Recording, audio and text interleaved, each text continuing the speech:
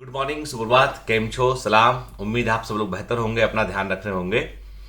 यहाँ भोपाल में जब कोविड की सेकेंड वेव थी तो यहाँ पर हेल्थ केयर फैसिलिटी आप समझ लीजिए ऑलमोस्ट खत्म हो चुकी थी।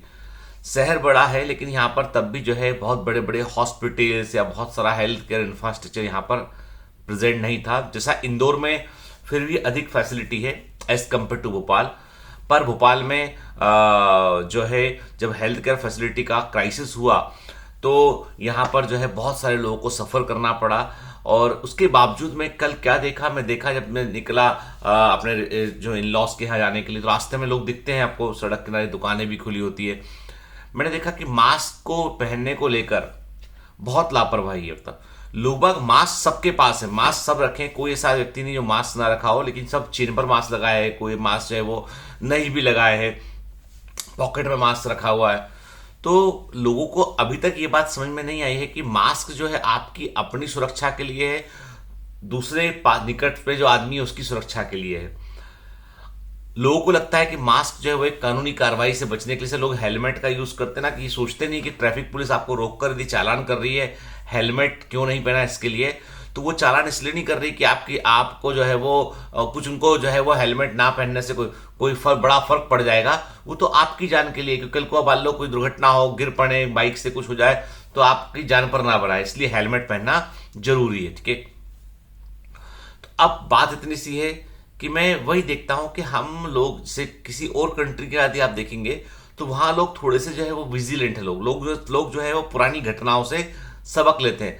हम पता नहीं किस मिट्टी के बने लोग हैं कि हम में से कई सारे लोग, मतलब मैं आपको नहीं बोल रहा हूं ये बात, मैं तो लोगों की, आम लोगों की बात कर रहा हूं कि इतना क्राइसिस, इतना त्राही त्राही, इतना बड़ा संकट देखने के बावजूद जो है बुद्धि वैसी की वैसी रखी है कि मास्क अभी भी ठीक से नहीं पहनना है, अभी भी जो है वो जो कोविड प्रोटोकॉल्स उनको फॉलो नहीं करना है। खैर, कैसे समझाएंगे आप इन लोगों को? मैं तो कई बार सोचता हूं कि क्या वाकई में हमारे पॉलिटिशियंस गड़बड़ हैं या हम ही गड़बड़ हैं? जब हम गड़बड़ होंगे तो हम गड़बड़ लोगों को चुनेंगे। ठीक है, तो पता नहीं, मतलब मुझे थोड़ा सा गुस्सा आता है इस चीज को देख के। मुझे लगता है कि फिर वही होगा ना, यदि हम ऐसी लापरवाही करेंगे फिर से कोविड की वेव आएगी, तीसरी वेव आएगी, पांचवी वेव आएगी, तो परेशान हो जाएगा भाई लाइफ का। आप सोचो सच में कि यदि आप एक साल तो जैसे से हम सब लोगों ने गुजारा, ठीक है भाई, अब ठीक होगी कंडीशन, अब ठीक होगी कंडीशन, लेकिन पूरी लाइफ में यदि आप देखो तो छोटे बच्चों के अंदर भी बड़ा फ्रस्ट्रेशन आ चुका है। छोटे बच्चे जो है कह नहीं पाते, व्यक्त नहीं कर पाते, लेकिन उनकी पर्सनालिटी में दिखने लगी वो चीज। तो कहीं ना कहीं हमें थोड़ा इन चीजों का ध्यान रखना होगा। कल मेरा कजिन मुझसे रात को मिलने आया था, वो सर्जन है उठ के, तो मैं उसको बोला भी था कि यार चलो एक वीडियो बनाते हैं, तो बोला अरे यार ना मैं बहुत थका हुआ आया हूं, तो उसने फिर थोड़ा इंटरेस्ट नहीं लिया, तो मैंने उसको फोर्स भी नहीं किया। तो वो संडे का दिन था तो उस हाफ डे तक वो काम कर रहा था, फिर वो मेरे पास आया, हम लोग बैठे, तो मैंने उससे पूछा कि इस कोविड टाइम में सबसे अच्छा भोपाल के अंदर मेडिकल केयर कहाँ पर हुआ? तो उसने बड़े आश्चर्य की बात बोली उसने, और मुझे बड़ा अच्छा लगा सुन के ये, कि उसने बताया कि देख भाई ऐसा है कि यहाँ पे जो प्राइवेट हॉस्पिटल थे, उन हॉस्पिटल्स में जो डॉक्टर्स थे वो तो मतलब समझ लो कि रियलिटी में, सच्चाई में बहुत सारे कोविड पेशेंट को अंदर देखने ही नहीं गए, केवल उनका टेलीफोनिक कंसल्टेशन, जो फोन पे जो केयर टेकर है उन सब के थ्रू उन्होंने काम किया है। कई डॉक्टर, वो डॉक्टर कम थे इसलिए ऐसा करना पड़ा, मतलब इसके पीछे कोई बैड इंटेंशन नहीं था, डॉक्टर संख्या में कम थे, अस्पताल टेम्परेरी अस्पताल कई सारे बनाए गए, होटल के रूम को अस्पताल में कन्वर्ट किया गया यहाँ पर। तो वो बोल रहा था कि यदि मुझसे कोई बोले ना सच्चे अर्थों में कि किन लोगों को हमको पूरे कोविड मैनेजमेंट का क्रेडिट देना चाहिए। अब देखो, खुद डॉक्टर है वो, खुद डॉक्टर है, एक मेडिकल कॉलेज में जो है में प्रोफेसर भी है वो, और खुद का अपना हॉस्पिटल भी है उसका। तो वो बोला कि यदि किसी को क्रेडिट मिलना चाहिए यहाँ पर जो है इस कोविड मैनेजमेंट का, तो मैं तो बोलूंगा नर्सेस को मिलना चाहिए, क्योंकि नर्सेज एकमात्र ऐसे टच पॉइंट था कि वही अंदर जाती थी पेशेंट को दवा देने के लिए, उसकी केयर करने के लिए, पैरामीटर को नोट करने के लिए। डॉक्टर्स तब कंपेरेटिवली कम गए अंदर, ऐसा उसने बताया। बोला कि सच बताऊं मैं तो ये जो हेल्थ केयर में सबसे बड़ी रिक्वायरमेंट जो है ना, सबसे अच्छी जिस चीज को जिसको इम्प्रूव करना चाहिए, जिनका पेमेंट इम्प्रूव करना चाहिए, जिन लोगों को जो है वो बहुत बड़ा क्रेडिट मिलना चाहिए, जिनकी पहचान जो है वो नायक के रूप में होना चाहिए, वो काफी हद तक नर्सेज हैं। नर्सेज ने जो है अपनी जान को रिस्क में रख के वो बड़े सीवियर से सीवियर पेशेंट के पास जाके केयर देके आई।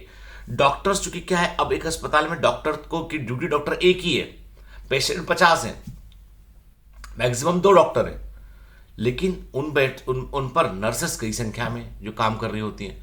तो उसने यही बताया कि एक्चुअली में सच्चाई तो भाई ये है। फिर ये बताया कि प्राइवेट जो हॉस्पिटल्स थे उनमें ना मतलब बिलिंग का कोई बहुत बड़ा रूल्स एंड रेगुलेशन नहीं था। सबने ऐसा नहीं किया, पर कई ने ऐसा किया कि बिल थोड़े इन्फ्लेटेड बिल बने और केयर प्रॉपर नहीं मिली। एक डॉक्टर बता रहा है, बोला लेकिन हमीदिया अस्पताल जो है, सरकारी मेडिकल कॉलेज जो है, जीएमसी है जो हमीदिया है, उसने जो है आउटस्टैंडिंग काम किया। वहां के जो ड्यूटी डॉक्टर्स थे, जो पीजी कर रहे थे या जो थे, उन लोगों ने आउटस्टैंडिंग काम किया। सबसे अधिक जो पेशेंट, गंभीर पेशेंट जो एडमिट किए गए हमीदिया के अंदर, उनकी सबसे अधिक जान बची। सबसे अधिक बेहतर फैसिलिटी हमीदिया अस्पताल ने प्रोवाइड किया, जो यहाँ के गवर्नमेंट मेडिकल कॉलेज से जुड़ा हुआ है। तो उसने बोला कि समझ में बात आई कि सरकार यदि चाह ले, और क्योंकि सरकार के पास पैसे की कमी तो है नहीं है, सरकार चाह ले, विल हो, तो कुछ भी बदल सकता है। तो मैं उससे ऐसे एक्सप्लोर कर रहा था कि क्योंकि बॉम्बे में मैंने देखा, मैं एक बात तो जरूर बोलूंगा आप सबसे, कि बॉम्बे के अंदर जो कोविड मैनेजमेंट था, जो वहां की शिवसेना गवर्नमेंट ने किया, वो आउटस्टैंडिंग था। आउटस्टैंडिंग इसको बोलते हैं, जो उन्होंने कोई डेटा नहीं छिपाया, उन्होंने कितने लोग की एक डेथ हो गई या कितने लोग पॉजिटिव निकले, उन्होंने कोई डेटा नहीं छिपाया। उन्होंने कहा जो रियलिटी वो सामने आने दो, ताकि लोगों को पता चले। बहुत स्ट्रिक्ट है और बहुत बेहतर मैनेजमेंट किया उन्होंने। अब कौन सी पार्टी है, किसका क्या पॉलिटिकल इंक्लिनेशन है, अपन उस समय नहीं पढ़ते।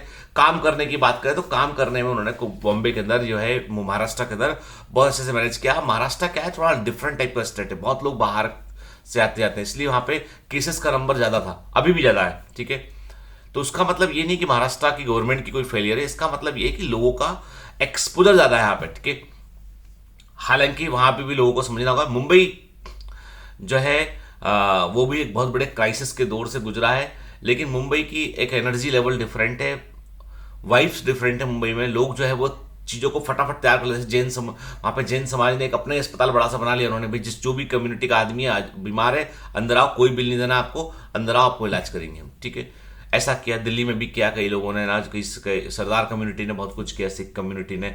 तो खैर वो एक अलग मुद्दा है। तो मेरा कहने का मतलब था कि हेल्थ केयर जो है वो बहुत ही एक इंपॉर्टेंट हिस्सा था, और जिसने बड़ा इंपॉर्टेंट रोल प्ले किया यहाँ पे। उसमें भी रियलिटी है कि कई, मैंने कहा ना कि नर्सेस के बारे में मैं जो है कहते हैं हम लोग बात करते हुए, लेकिन ये कि मुझे लगता है कि अभी जिन नर्स, जैसे बात उठा कि भाई कि जो इंश्योरेंस का बात उठा कि भाई कि जो मेडिकल में जो प्रोफेशनल्स हैं, नर्सेज हैं, जिनकी जान चली गई इस कारण, या बीमार पड़े, वर्क डेज का लॉस हुआ, सरकार को उन्हें कंपनसेट करना चाहिए, है ना। उनकी फैमिली का भी ध्यान रखना चाहिए, क्योंकि देखो ये बहुत अनयूजुअल टाइम था, इससे पूरा दुनिया गुजरा है, हम भी गुजरे हैं, इसमें कोई दो राय नहीं है, सारे का सारा वर्ल्ड गुजरा है इससे। लेकिन हमें तब भी एक इम्पैथी रखनी होगी उन लोगों के लिए जो उस समय काम करते रहे, बीमार भी पड़े, और जिन्होंने अपने जो है वो हेल्थ केयर वर्कर होकर भी अपने नियर एंड डियर को उन्होंने खोया, या खुद भी नहीं रह गई लोग ऐसे। ठीक है, खैर चलिए, ये तो बात होगी। मतलब मैं कोई डिप्रेसिंग बात नहीं कर रहा हूं, मैं केवल इतनी बात कर रहा हूं कि हमको इन सब चीजों के बारे में जानकारी होना चाहिए। एक बहुत पुरानी मतलब एक मैंने अभी व्हाट्सएप फॉरवर्ड देखा तो मुझे लगा, बड़ा अच्छा लगा। मैंने कहा आपसे बात आपको बताऊंगा मैं, कि जो है हम में से कई सारे लोग जो है वो कहीं ना कहीं जो भी इकोनॉमिक कंडीशन है उसके लिए ये मानते हैं कि हमारे पिताजी ने ऐसा नहीं किया, हमारे पिताजी ऐसा करते तो ऐसा होता, वैसा करते तो वैसा होता। तो इस पर एक बड़ा अच्छा व्हाट्सएप फॉरवर्ड कहीं से आया था कि एक लड़का होता राहुल, उसकी मम्मी किचन में जो है वो से आवाज लगाती है अपने हस्बैंड को, मतलब राहुल के पिताजी को, सुनिए, सुनते हो?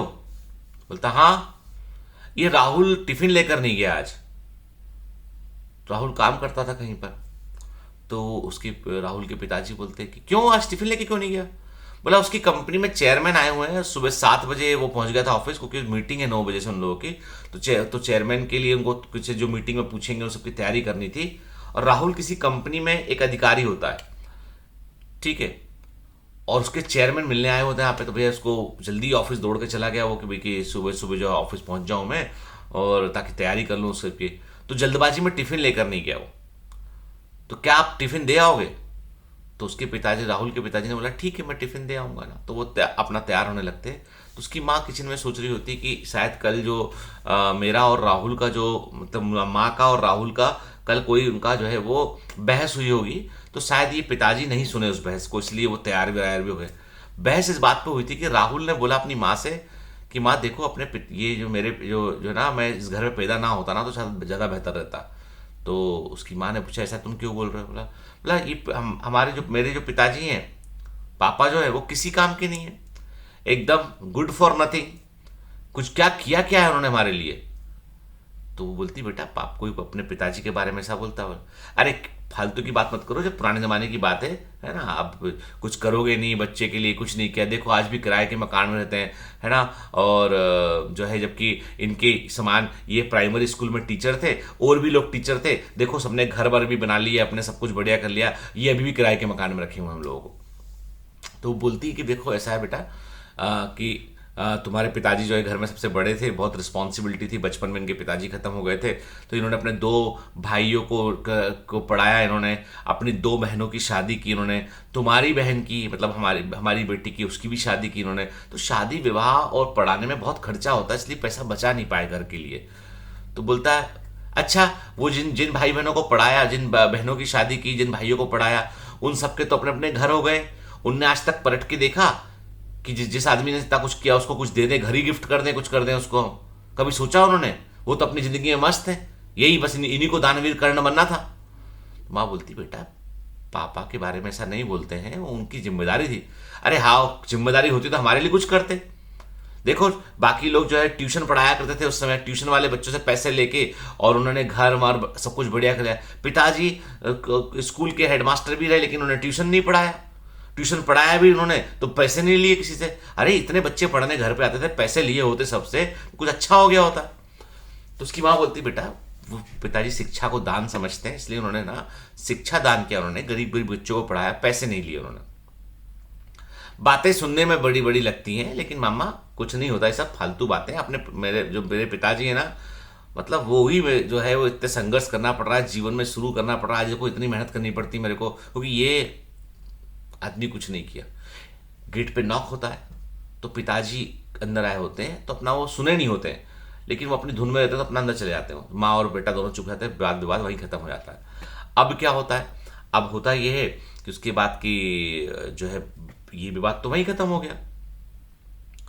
अब नेक्स्ट डे की घटना मैंने आपको बताया कि टिफिन लेके जाना होता है।